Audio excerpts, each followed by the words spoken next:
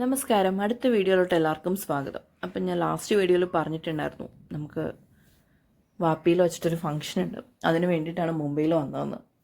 അപ്പോൾ നമ്മൾ മുംബൈയിൽ സ്റ്റേ ഒന്നും ചെയ്യുന്നില്ല, ഡയറക്റ്റ് വാപ്പിക്ക് തന്നെ പോവാണ്. അപ്പോൾ അവിടുന്ന് ചേച്ചി ടാക്സി അറേഞ്ച് ചെയ്തിട്ടുണ്ടായിരുന്നു. അപ്പോൾ ടാക്സി 5:30 ആയപ്പോഴത്തേക്ക് ടാക്സി എടുത്തു. നമ്മൾ നേരെ വാപ്പിക്ക് വിട്ടു. ഇവിടുന്ന് ഒരു 2.5-3 hours യാത്രയേ ഉള്ളൂ. പക്ഷേ അവിടെ നാഷണൽ ഹൈവേയുടെ പണി നടക്കുന്നുണ്ട്, ഒരുപാട് സമയം എടുത്ത് എത്താനായിട്ട്. ഏർലി മോർണിംഗ് പോയതുകൊണ്ട് തന്നെ മുംബൈ സിറ്റിയിലെ ട്രാഫിക്കിലൊന്നും പെട്ടില്ല.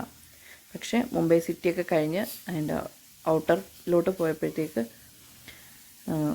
നാഷണൽ ഹൈവേയുടെ പണി നടക്കുന്നതുകൊണ്ട് ട്രാഫിക് ഉണ്ടെന്ന് പറഞ്ഞിട്ട് ആ ഡ്രൈവർ ഇടയിൽ കൂടെയൊക്കെയാണ് വണ്ടി എടുത്തിട്ട് പോയത്. പിന്നെ നമ്മളിപ്പം എയർപോർട്ടിൽ നിന്ന് യാത്ര തിരിച്ചു. പോകുന്ന വഴിക്ക് ഇപ്പോൾ ഏർലി മോർണിംഗ് ആണ്, മോർണിംഗ് ടൈമുള്ള മുംബൈ യാത്രയാണിത്.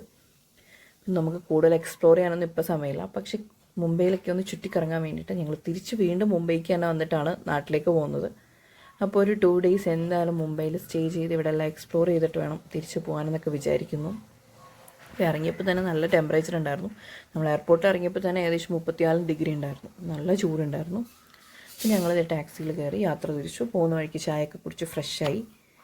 പക്ഷേ നൈറ്റ് ഒട്ടും ഫ്ലൈറ്റിലിരുന്ന് ഉറങ്ങാത്തതുകൊണ്ട് ഇടയ്ക്ക് നന്നായിട്ട് ഉറങ്ങി. ഒരു 2 hours ഉറങ്ങിയിട്ടും എണീറ്റിട്ടും മഹാരാഷ്ട്ര ബോർഡർ ക്രോസ് ചെയ്തിട്ടുണ്ടായിരുന്നില്ല.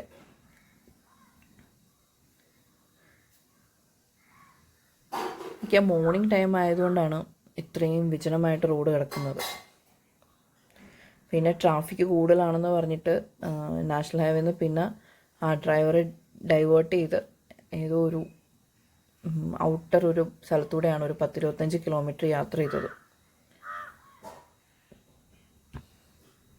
ഇതെല്ലാം നമ്മൾ മുംബൈയിൽ സിറ്റി വിടുന്നതിന് മുന്നേ ഉള്ള കാഴ്ചകളാണ്.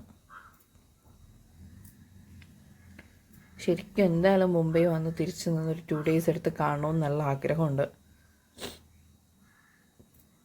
പക്ഷേ ഇപ്പം 19th ഫംഗ്ഷൻ ഉള്ളതുകൊണ്ട് നമ്മൾ 17th മുംബൈ എയർപോർട്ടിൽ വന്ന് ഇറങ്ങിയത്. 19th ഞങ്ങൾക്ക് വാപ്പിയിൽ വെച്ചിട്ട് ഫംഗ്ഷൻ ഉള്ളത്. അപ്പോൾ അതുകൊണ്ട് ഞങ്ങൾ ഇപ്പോൾ സ്റ്റേ ചെയ്യാതെ നേരെ വാപ്പിക്ക് വിടുകയാണ് ചെയ്തത്. ഇപ്പോൾ പോകുന്ന വഴിക്ക് അത് ഡാമിൻ്റെ ഒരു സൈഡാണ്.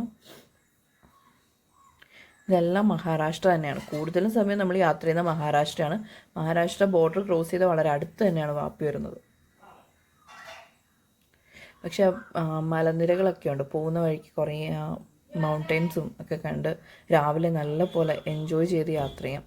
ഇതാണ് ഞാൻ പറഞ്ഞത്, നാഷണൽ ഹൈവേയിൽ ട്രാഫിക് കൂടുതലായ ഡ്രൈവർ ഏതോ ഒരു വഴി കൂടെയൊക്കെ വണ്ടി എടുത്തിട്ട് പോയി. ശരിക്കും കൺജസ്റ്റഡ് ആയിട്ടുള്ളൊരു ഏരിയയാണ്. കൂടുതലും ഔട്ടറാണ്, കൂടുതലും വിജനമായിട്ട് കിടക്കുന്ന പ്രദേശമാണ്. എനിക്ക് തോന്നുന്നു കൃഷിയൊക്കെയാണ് അവിടെ ചെയ്യുന്നത്. കാരണം അവർ കൃഷി കഴിഞ്ഞിട്ട് ഈ പാടമൊക്കെ ഇങ്ങനെ ഇതെല്ലാം കത്തിച്ചിട്ടതിൻ്റെയൊക്കെ ഇതുണ്ട്. ശരിക്കും ഔട്ടർ സൈഡായിരുന്നു മഹാരാഷ്ട്രയുടേത്. ഇത് തന്നെ ഒരു 10-25 kilometer നമ്മളിലേക്ക് കൂടെ യാത്ര ചെയ്തു.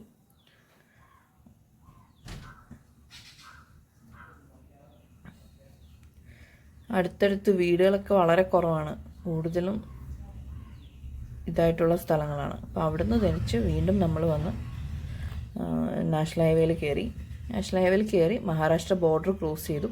അപ്പോൾ തന്നെ വാപ്പി ബോർഡർ വെച്ചിട്ടുണ്ടായിരുന്നു. പിന്നെ വളരെ പെട്ടെന്ന് തന്നെ നമ്മൾ ഗുജറാത്തിലെത്തി. എന്നാലും 2.5 മണിക്കൂറൊന്നുമല്ല, നമ്മൾ 10:30 ഒക്കെ ആയപ്പോഴാണ് ഗുജറാത്തിലെത്തിയത്. ഒരുപാട് സമയമെടുത്തു. നോർമലി വരുന്നതിനേക്കാൾ ഒരുപാട് ടൈം എടുത്തിട്ടാണ് എത്തിയത്. പിന്നെ പകുതി സമയം ഉറക്കമായതുകൊണ്ട് ഒന്നും അറിഞ്ഞില്ല.